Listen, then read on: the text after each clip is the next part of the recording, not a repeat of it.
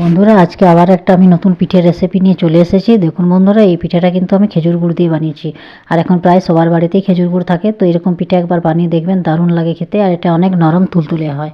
তো এখানে আমি নিয়ে নিয়েছি 1 কাপ মতো চালের গুঁড়ো আর হাফ কাপ মতো ময়দা।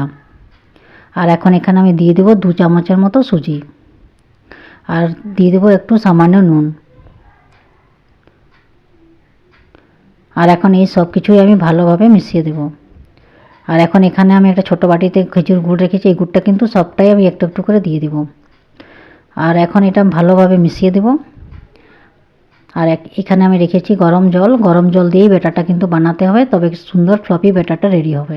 তো দেখুন আমি এটা হাতের সাহায্যেই বানাচ্ছি, আর জলটা কিন্তু একটু একটু করে দিতে হবে, একবারে দেওয়া যাবে না। তো এইভাবে আমি ব্যাটারটা রেডি করে নেব।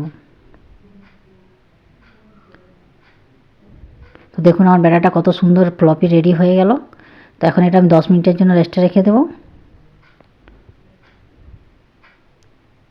আরেকদিকে আমি ফ্রাইং প্যানে তেল গরম করে নিয়েছি, আর এখন পিঠাগুলো আমি বানিয়ে নেব। তো এইভাবে আমি পিঠাগুলো বানাবো, আর ফ্রাইং প্যানে বানালে কিন্তু একসাথে দুটো বানানো যায়। তো দেখুন আমি এইভাবে বানাচ্ছি, তো আপনারা একবার এটা ট্রাই করে দেখবেন।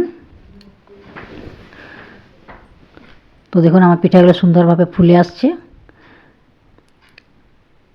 কত সুন্দর আমার পিঠাগুলো হয়েছে বন্ধুরা, এইভাবে আপনারা একবার ট্রাই করবেন, দারুণ লাগে এটা খেতে। আর এটা আমি ভালোভাবে এইভাবে ভেজে নেব। তো এরকম ভিডিও যদি একটু আমার ভালো লেগে থাকে তো প্লিজ লাইক কমেন্ট আর শেয়ার করে দিবেন। আর এখন আমার পিঠাগুলো হয়ে আসলো, এটা আমি তুলে নেব।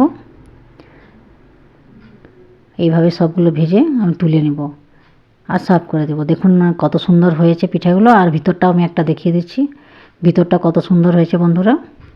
তো এইভাবে একবার আপনারা বানাবেন আর এনজয় করবেন। আজকের ভিডিও আমার এই পর্যন্তই ছিল। বাই।